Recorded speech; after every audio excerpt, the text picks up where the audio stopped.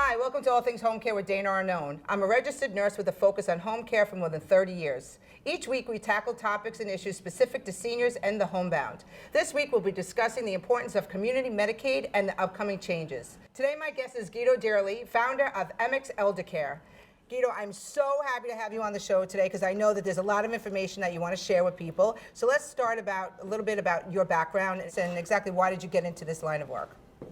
In my background, it varies. I've been a serial entrepreneur for the majority of my life, involved in many different businesses, and I came across at a point in time in my life where I wanted to stay closer to home. I stumbled upon this industry known as Medicaid planning, which was very new to me and very intriguing, through a potential acquisition. When that acquisition fell through, we started up. We started MX Elder Care as a startup. We're in our 5th year now. Oh.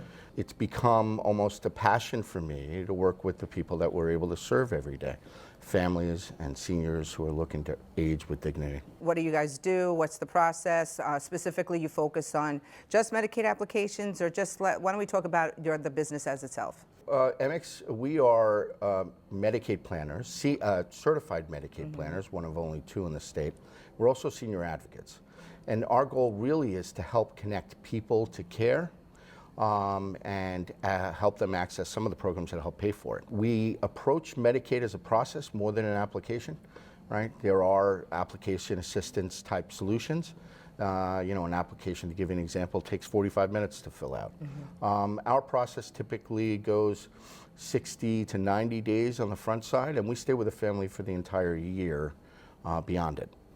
A year? Yeah, absolutely. Okay. So one of the things that I think people would like to know, what is the difference between a certified Medicaid planner versus an elder lawyer? And why would someone choose your business, your company, versus their lifelong attorney? I often use the analogy of a specialist, right? And so as certified Medicaid planners, we're exactly that. Specialists that are focused specifically as Medicaid as our core mission. Whereas elder law attorneys are more focused on estate planning and aspects of estates that, obviously as non-attorneys, we have nothing really to do with. And some, very effectively, do Medicaid as well. I often make a reference to my son, who's a soccer player, and we talk about the time that he hurt his pinky, and in the car ride home, the conversation turned to, should we call his pediatrician? And I said, no, let's certainly go to the orthopedic. And my wife said, you know what, I'm going to call the orthopedic and ask for someone who is a pinky specialist. We wanted to talk to somebody who deals with pinkies all day long. So, we're the pinky specialists of Medicaid planning. That's all we do, right? So if there's someone out there that is interested, they think they might qualify, but they're not sure, what does that intake phone call sound like? It depends, right? And so we have Daria Gentili that works with us, who's fantastic, and does a lot of the outreach work. She typically handles the initial call when the call comes in, and she'll then set up a call with a planner, which in most cases I'll be taking that call. And we go through things. We're usually talking to people in crisis, people that are in a rehab. And I think it's super important to say that when people are in that situation, the earlier you can get connected to a Medicaid professional and weigh your options, the better it is, always. And so in those cases, we're exploring the idea of doing what's called immediate needs, getting, which provides a much sort of a fast-tracked result and a far more robust result. Well, let's just talk about that for a second, because sure. I don't think that people understand what that means. So if you have someone that is in a facility and is upon discharge, they really can't go home without care.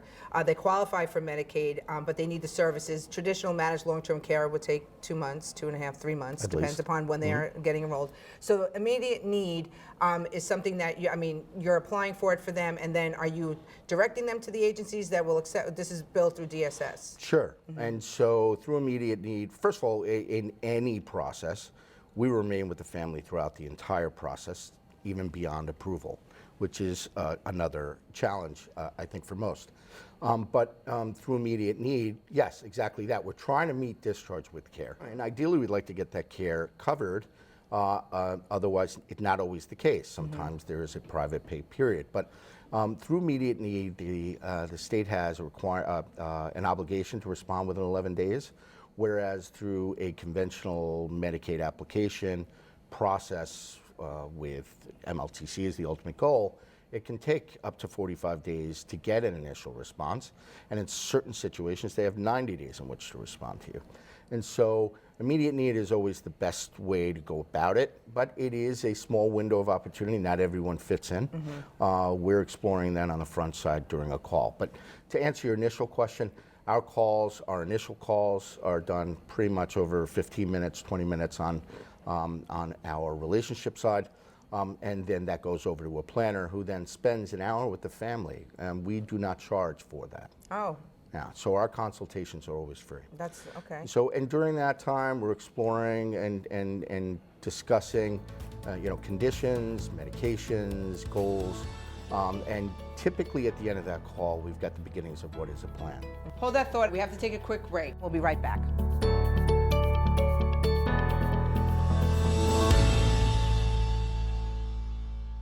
Hi, welcome back to All Things Home Care with Dana Arnone. Today my guest is Guido Dearly, founder of MX Elder Care. So if someone was thinking of calling, what would you tell them to have ready to discuss? You want to know about their finances, you want to know any assets that they have, like is that a typical intake call? So like if someone's listening right now and they say, oh, you know what, I'm going to call Guido tomorrow, let me have my information that he's going to ask me for ready to talk to him. What would that look like? So on the community side, Yeah. I would say that's 90 days of financials. Bank statements. Right, bank statements on life insurance, annuities, IRAs, stocks, bonds, things of that nature. Having a good understanding of that or having that in front of you will always prove to be a far more productive call. Having a general understanding of conditions and what the goals are, what level of care is required, also good to have, and just a general understanding of their financial situation. On the chronic side, obviously we need to know a little bit more, and that has a 60-month look back, and so having, again, general knowledge of what's occurred over the last 5 years is always good to have on that front as well. So what is the question that surprises you the most when people call up? Whether that they think they qualify, I think that's always something that always surprises me. Oh, I'm not going to qualify. And I'm like, everybody generally will qualify. Would you not agree? I would say that, yeah, the biggest hurdle or challenge is to help people understand that Medicaid in New York is really a program designed to help middle-class folk, people that have, people often think, I have too much, I own too much, I make too much, I can't possibly qualify for these things. And unfortunately, those are the people that we see way too late. And so if I had any message at all, it would be, explore your options. And especially when a consultation is free, what do you have to lose? Yeah, it's no right? brainer. Yeah, absolutely.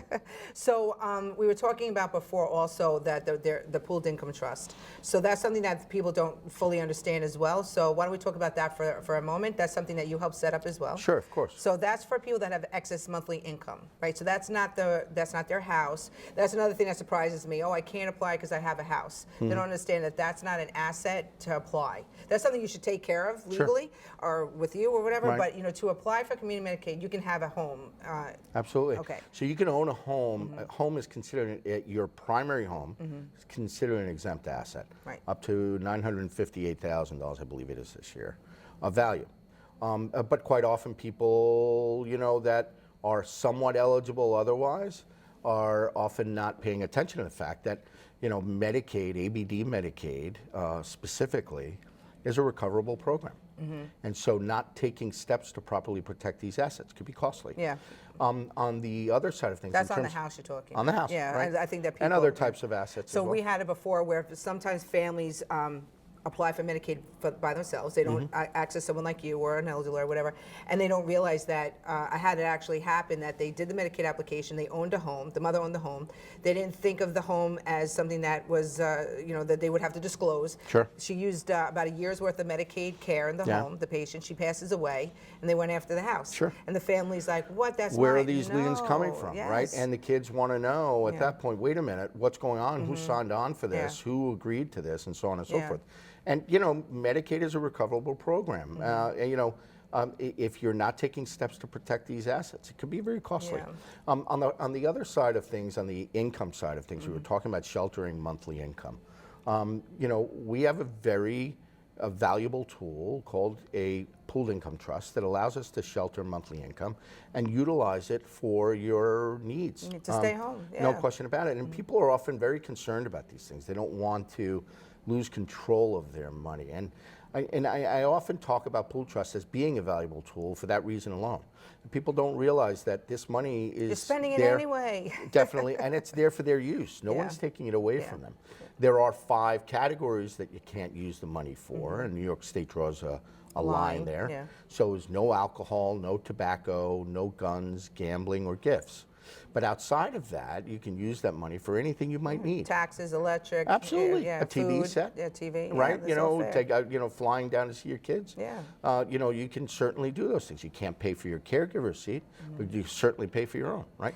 And so, pool trusts can be very, they are crucial to people that are slightly over resourced on the income side. The other thing that I just want to touch upon is just real quick is the changes that potentially are coming up. I think that families get a little bit confused every time they call up. They think that it's a 5-year look back, which I always explain that's long-term care, that's institutional Medicaid. But for community Medicaid, there is conversations that it's going to be changing to. I think it's 2 years or 30 months. 30 months. Yeah. So I know that it's been pushed off a couple of times, but that in my mind means eventually it is going to happen.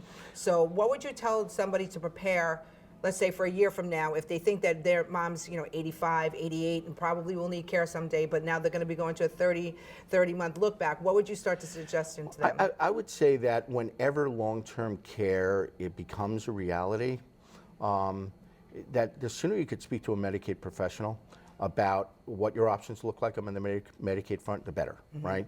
And so 30 Even months, if they're not going to use it. even if they're not, you should know what your options are, right? If you're paying privately for care, it can be costly, and people are certainly slated for that. They're prepared for it, but not everyone is. Having a few $100,000 in the bank doesn't necessarily mean that you're going to outlive, that your money's going to last you, right? Yeah. People worry about outliving their money. Yeah. And so taking steps to preserve these things as best you can, do them in a smart way, understanding what your options are, as far as I'm concerned, is critical. Yeah. And the sooner you get started, the better.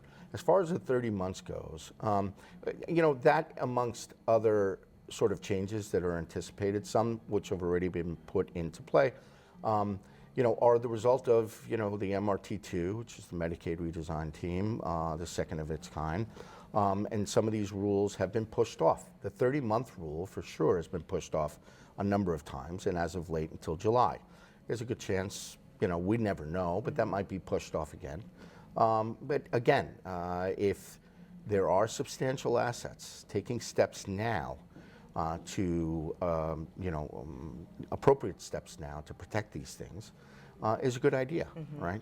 I think that's great. I think you shared wonderful information. I thank you so much for your time. If someone wants to reach out to you to get some more information or have a conversation with you, what's the best contact number and information to share? Yeah, that's great. So they could go to our website. We've got a great website online that answers a lot of questions. They can always call our office, 516-543-5330. Wonderful. If anybody has any questions or information, we'll have that linked in the information side as well. After the break, we'll be speaking to a family that Guido helped apply for community Medicaid. We'll be right back.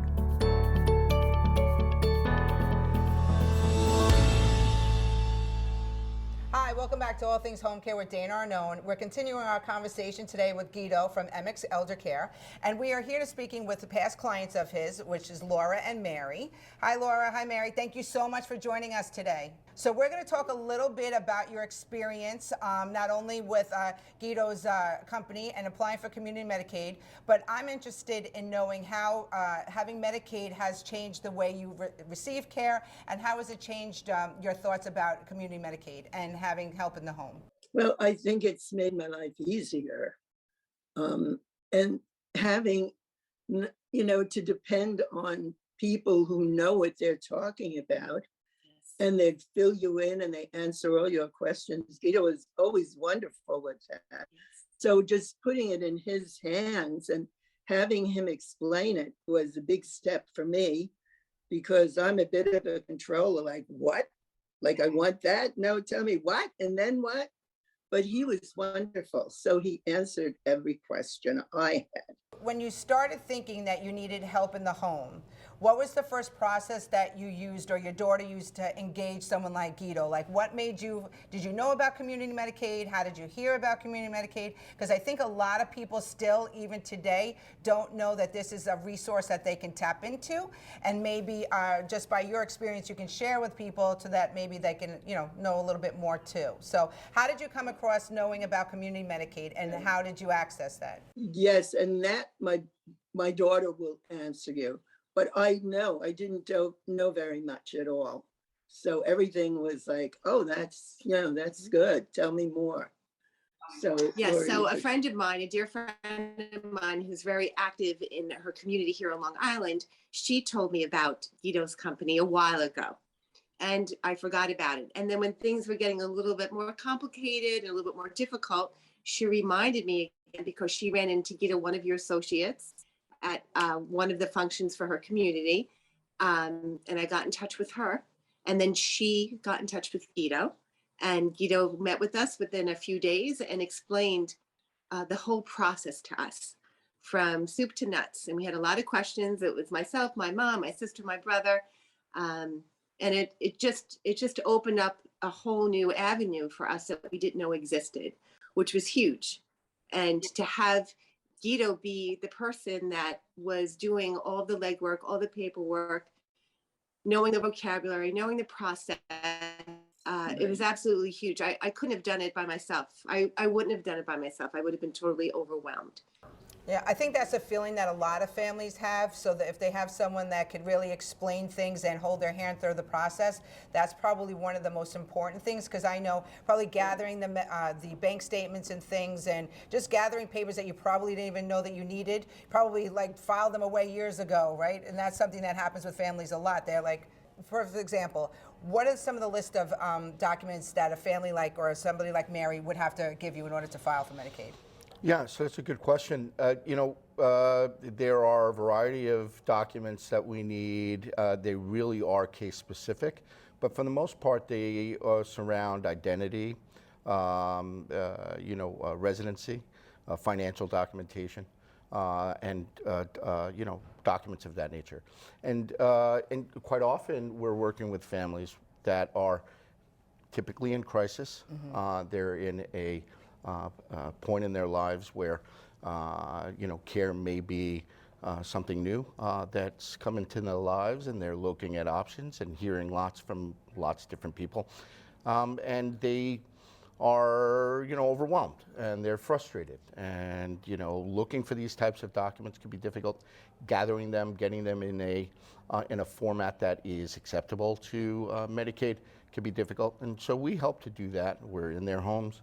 So Laura, I have a question. So was there a conversation that you had with mom or maybe your other siblings? Because I know when there's several or multiple siblings, maybe one's in agreement, maybe one is not. So was there like a stigma attached to mom applying for Medicaid? Did you not fully understand what that meant? Because I know a lot of times people think that Medicaid is for poor people. They're not really thinking of it as an insurance. I always call it as like an insurance policy for home care services. So was there some friction between the siblings with applying, or was everybody on board and everybody was together just to help mom? Oh, that's good. You're lucky. Yeah, the beauty of it was I knew nothing about it, so I never had time to form an opinion. And when my girlfriend told me about Guido's company and I quickly spoke to Guido, that was never entered any of our minds. And because of that, we were quite open to making this change, and knowing that we had full support of a company that knew exactly what they were doing. But not only do they know what they're doing, they care.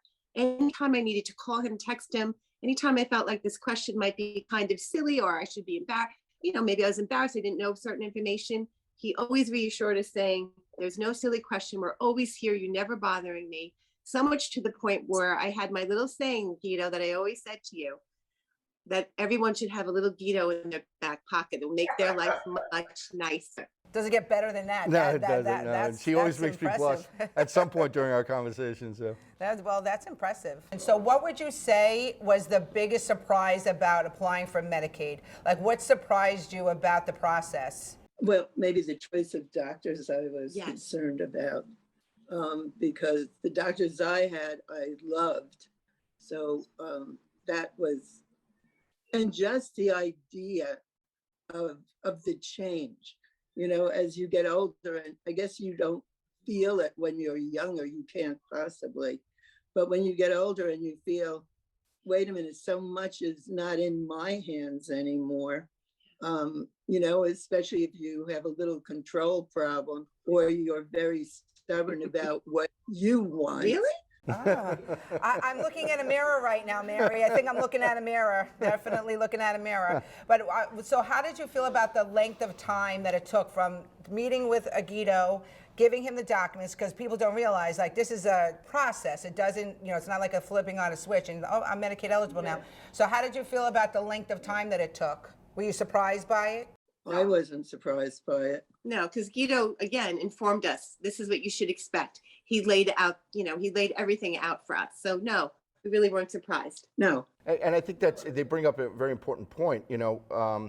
Working with a Medicaid professional definitely helps to create the clarity that family needs to get through an otherwise extremely complex process. And you did mention about, Mary mentioned about doctors, which was a valid concern of hers, as it is for many families that we meet with. And the question is, how is it going to affect my doctors? Am I going to be out of network, so on and so forth? And what most seniors don't understand, that's the people that we're helping with ABD Medicaid, is really delivered in the form of a supplement. And so it does not become their health insurance. It's a supplement to their Medicare. And their Medicare covers their doctors and always will. And so quite often the myth or the misnomer is that, I'm going to lose my doctors or I'm going to have to change something. In essence, Medicaid is delivered as a supplement. Doesn't affect their doctors at all. Yeah, and I think another interesting point is that, Mary, you live in an independent housing complex, right? Yes. And so I think people would be surprised that you can live even in assisted living and receive community Medicaid services. We've had them. Yeah, well, there are assisted living program participants, and there are quite a few in Nassau and Suffolk that are subsidized by Medicaid in the assisted living space. In Mary's case, she's in an independent living. And in an independent living, she's utilizing Medicaid to help her with her care needs. Yeah, I think listen, everybody has the right and is entitled to age in place. If that place is in their home and that's where they choose to be, I think that more people should know that community Medicaid is one of the ways in order to help offset some of the finances of hiring some care for them in the home. So just before we wrap it up, I just want to say thank you so much. But what would you like to tell people about Guido, his business, and just the process of applying for Medicaid? You really have to trust the person who's helping you. Yes. And so he came across as another son that I could have. Oh, I think you're getting adopted. He probably, I'm in, Mary, I'm in. I had no problem trusting him. Yes. And I could always get a hold of him. Yes. My problem would be if there is a situation that is making or upsetting me, that I could tell the person who I trust and who I've known from the beginning of this whole life change. And that was good. And that's beautiful, very touching. Thank you, Mary. You can't do this type of work unless you really care, right? And working with families like Mary and Laura, it's helping people to age with dignity so that they don't have to put thought into these things, they can focus on the things that really matter, right? Life, aging in a way that you've always dreamt of it. You know, Medicaid is a crucial program in helping to do that for some. I just think that it's important that people get to hear people's stories and you sharing this information with others, because I know that there's a lot of people that don't understand community Medicaid or the benefits of it, so I think that this is an important conversation. And I thank you both so much for coming on the show. Thank you very much. Thank you, Mary. Very good.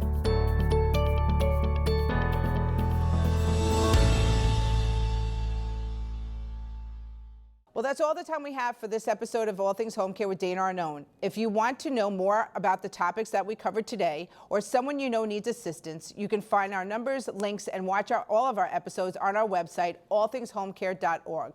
Please follow us on Facebook and Instagram, and always know that there is no one more essential than those who come to care for you in your home. We'll see you next time. All Things Home Care elevates and supports home health caregivers by providing transportation and promoting education to better care for homebound seniors and the disabled. To find out more or to make a donation, visit us at allthingshomecare.org.